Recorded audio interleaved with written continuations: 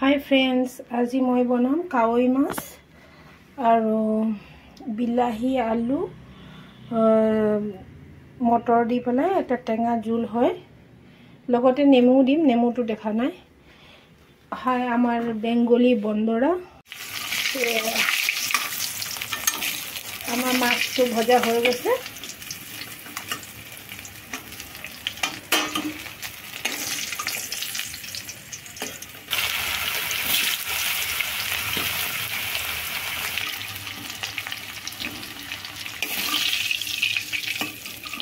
ইয়াতে কালা জিৰা দিলো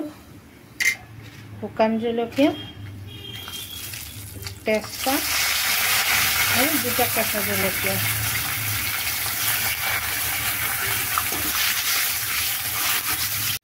এতিয়া জলকীয়া এইটো পাঁচফোৰণ ভজা হৈছে এয়া পিঁয়াজ বটা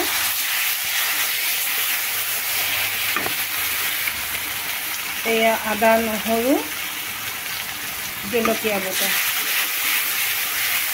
ভজা ভজা হৈ গৈছে ইয়াতে এতিয়া দিম হালধি এয়া ধনিয়াৰ গুড়া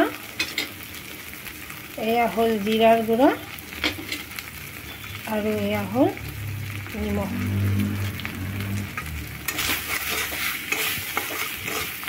ইয়াতে পানী অকণমান দিম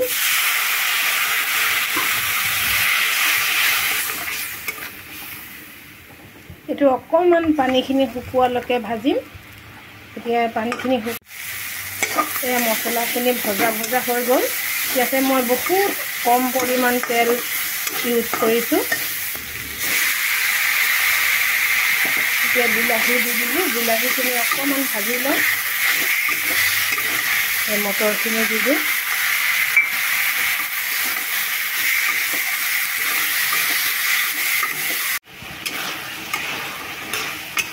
এই আমাৰ মটৰ আৰু বিলাহীটো অকণমান হৈ গৈছে বিলাহীখিনি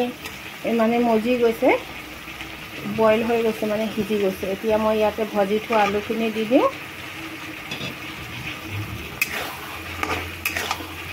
আলু মই ঢাকি দিওঁ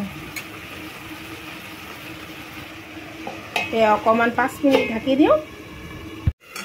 এয়া 5 মিনিট হৈ গ'ল এতিয়া চাওঁ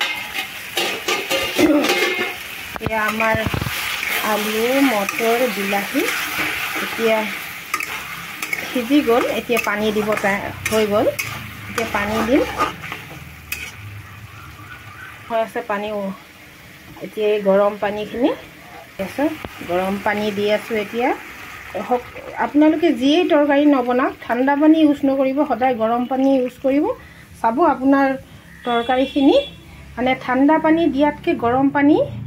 দিয়া নিচিনা নহয় গৰম পানী দিয়া নিচিনা নহয় সেইকাৰণে গৰম পানী দিলে ইয়াৰ টেষ্টটো অকণমান বেলেগ আহে কাৰণ ঠাণ্ডা পানী দিলে যিখিনি মানে চব্জি বইল মানে সিজি যায় সেইখিনি ঠাণ্ডা পানী দিয়াৰ পিছত আকৌ মানে জমি যায় তো হ'ব মানে আকৌ গৰম হওঁতে হওঁতে আকৌ চব্জিখিনি ঠাণ্ডাৰ পৰা আকৌ গৰমলৈ আহোঁতে বহুত দেৰি হৈ যায় তেতিয়াই মানে আমাৰ মানে মাছৰ বা অন্য চব্জিৰ টেষ্টখিনি নষ্ট হৈ যায় এতিয়া অকণমান উতলিব দিওঁ উতলিলে গৰম পানী দিছোঁ যে এতিয়া পানী মানে চব্জিখিনি উতলিলে এতিয়া মই কাৱৈ মাছবিলাক দি দিওঁ আজকে আমি রান্না করলাম কই মাছ টমেটো আর মটরশুঁটি দিয়া টক রান্না করলাম যদি আপনাদের ভালো লাগে আমারে লাইক কমেন্ট আর সাবস্ক্রাইব করে দিবেন এতিয়া এইটো অকণমান সময় মানে 5 মিনিট ঢাকি দিম 5 মিনিট ঢাকিম তাৰপিছত আমাৰ চব্জি ৰেডি এই যে 5 মিনিট হৈ গ'ল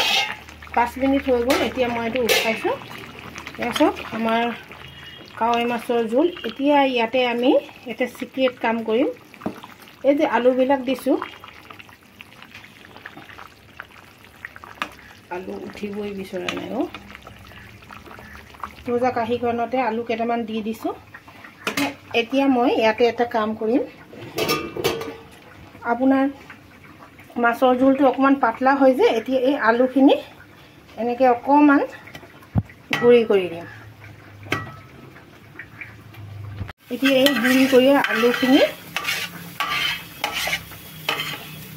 এতিয়া মই এই মাছৰ জোলটো দি দিম। এতিয়া চাব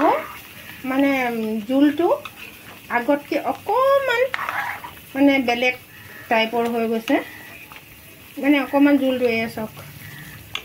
এয়া কাৱৈ মাছৰ গংগা যমুনা,